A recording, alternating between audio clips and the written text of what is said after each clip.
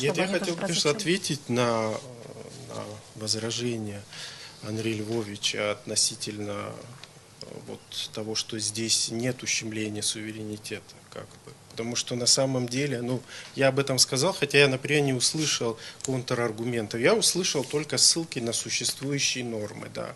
Но мы, юристы, мы должны прекрасно понимать, что возможно, дайте договорить, пожалуйста, что возможно есть противоречие, да, между нормами. И норму нужно читать тоже целиком, чтобы у людей не создавалось впечатление, что замечательно, да, там вот ту норму даже, которую вы назвали, о том, что могут, скажем так, компетентные органы могут обращаться друг к другу с просьбой о передаче и принятии юрисдикции, но могут, это диспозитивная норма. А будет ли это на самом деле реализовано, тоже вопрос. Почему вы ставите под сомнение? И с учетом, ну, имею право ставить под сомнение. Имею право, учитывая практику нашей государственной деятельности, свой опыт многолетнего изучения этой деятельности, наверное, я как юрист имею право, да. Персонально вы право такое имеете. Давайте не будем обсуждать мои права и меня. Конкретно данное соглашение, договор. Это договор. Мы должны начать с того, что в договоре говорится о том, что конкретно военнослужащие и военнослужащие, и лица гражданского персонала, они выбывают из-под юрисдикции. Да? Здесь прямо это сказано, что они находятся под юрисдикцией Российской Федерации, личность их неприкосновенна. Военнослужащие не обязаны давать показания в качестве свидетелей. То есть на них ни административная юрисдикция, ни правоохранительная юрисдикция не распространяется. Но это частный момент. Я еще раз хочу возвратиться к самому главному вопросу. Когда мы говорим о том, что мы не передаем в собственность, это понятно, мы не можем, в принципе, такого договора, в принципе, быть не может. Но мы, когда говорим об аренде, мы должны понимать, что это не частно-правовой договор аренды. Это не договор аренды между физическими лицами, юридическими лицами. Это международный договор аренды. Это совершенно другое. Международный договор аренды, он совершенно регулируется нормами международного права. И в форме международного договора аренды тоже происходит отчуждение территории, да, и ограничение суверенитета государства, ограничение юрисдикции. Почитайте Зорькина, почитайте, даже, наверное, вы читали, конечно, почитайте Сергея Николаевича Бабурина, который говорит о том, что в любой форме может быть.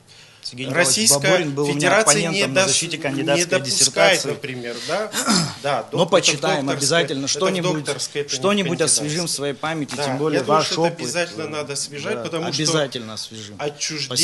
Отчуждение происходит в любой форме. В любой форме. Здесь даже можно усмотреть, поскольку речь идет о таком квази-договоре, да, аренды, потому что он как бы здесь нет уплаты за, собственно, пользование этим объектом. Можно увидеть даже эту уступку территории. Речь идет о том, что и когда мы сравниваем два договора 95-го года и этот договор, в них же колоссальная разница. Речь идет о пользовании с одной стороны и совершенно о другом имуществе. У нас есть значительная, как совершенно верно сказал Тенгиз, территория, которая и сухопутная, и морская, которая передается по договору, передается на 49 лет с автоматическим продлением на последующие 15-летние сроки. И если, естественно, мы в течение 6 месяцев до истечения этого срока не изъявим мы или Российская Федерация не изъявит свое желание прекращения. Но опять же, если мы вступили вот в эти отношения, представляете, там находится государственная дача, и, соответственно, эта дача эксплуатируется, туда приезжают высшие должностные лица другого государства. Нам очень сложно будет расторгнуть такие отношения. Это будет вызовом нашим отношениям. Зачем вы хотите расторгнуть? Я не понимаю, зачем вы хотите расторгнуть сегодня?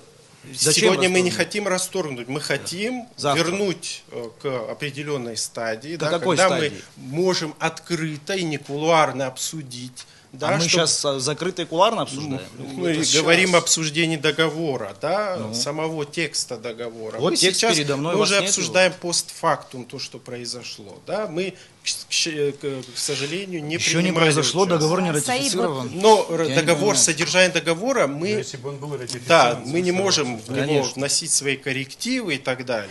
Саид, вот вы не на первом эфире уже, мы с вами обсуждали уже здесь, в этой студии, эту тему. На прошлом эфире вы сказали, что вы не против передачи этого объекта Российской Федерации, но против самого соглашения. Вот получается такая оказия, вот объясните. Вы знаете, я не против, естественно, мы никто из присутствующих, я думаю, не против передачи. Этот объект действительно находится в пользовании, да, российской стороны уже долгое время. Мы говорим о том, что территория непропорционально большая. Мы говорим о том, что она захватывает лучшие абхазские земли. Эта территория очень большая. Это 2% территории Республики Абхазия. Представьте себе, 2% от территории Российской Федерации она кому-то бы передавала. Это же невозможно. На долгосрочную аренду. Есть исторические примеры, когда государства лишались своих территорий в рамках договора аренды. Возьмите, пожалуйста, Кубу и США. Вот по договору аренды Куба потеряла вот территорию залива Гуантанамо и не может ее вернуть, как бы они ни бились. Да, это договор аренды, который автоматически пролонгируется. Да, и только в силах США как бы его расторгнуть. Но мы не говорим, что там совершенно другие отношения. Да? Но факт в том, что юридически может быть потеря и в рамках договора аренды. Это неправильно, когда нам пытаются объяснить, что вот только в рамках передачи в собственность мы потеряем. Тогда вот у меня следующий вопрос. Речь идет о том, что это специфика, это не частно-правовые, не гражданско-правовые отношения, это не инвестор, это государство, и оно будет реализовывать свои суверенные полномочия. Опять же, давайте посмотрим это с точки зрения необходимости международного признания Абхазии. Да? Может быть, сейчас ситуация сложная, может быть, мы немного отложили этот процесс, отношения международного сообщества к нам такое. Но мы, в принципе, наверное, же не против идеи международного признания. Но нам скажут: вы извините, вы как-то слишком легко обходитесь со своими суверенными правами вообще. То есть европейцам это может не понравиться, да? Почему европейцам? А что, только европейцы в мире существуют? Китайцам не понравится. Кому угодно. Саид, я прошу прощения.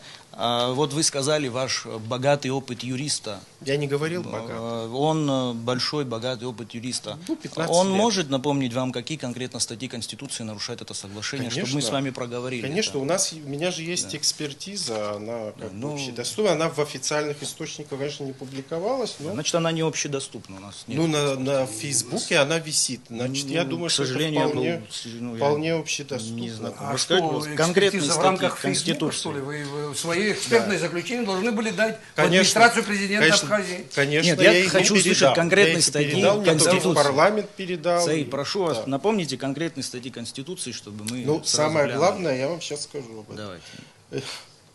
Речь идет о... 5-я, наверное, да? 5-я, Статья наверное. 4. Или 5-я. И там, где речь идет о неотчуждаемости территории. хорошо. Это самое главное. Еще один момент, который я обнаружил 4-й это да, буквально сегодня. Да, Табал, это перечень. Я хотел бы, чтобы о нем как бы было известно. Вот есть статья у нас 26-я соглашение и часть 3.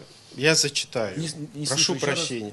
Я зачитаю. Прекращение действия настоящего соглашения не повлечет за собой прекращение права собственности, возникшего у Российской Федерации в соответствии с настоящим соглашением на объект, это одно, в том числе и на движимое и недвижимое имущество, входившее в объект на момент его передачи, а также возведенное на территории земельных участков акватории моря после их передачи. Но в данном случае меня не беспокоит объект, меня беспокоит другое.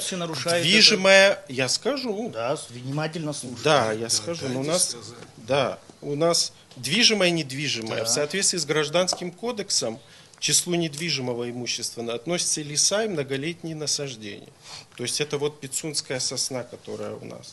И вот статья Республики Абхазия, которая говорит о том, что статья Конституции, прошу прощения, сейчас одну минуту открою. 5-я, земля и другие природные ресурсы. Да, 5-я.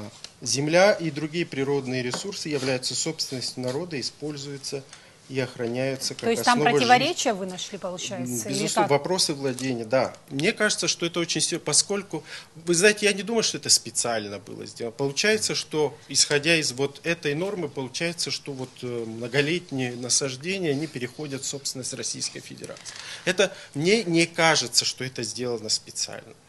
Но с учетом нашего законодательства выходит, что вот такая ситуация возникает. Что с этим делать? Мне кажется, что это неправильно. Да, Мне кажется, что это недосмотр.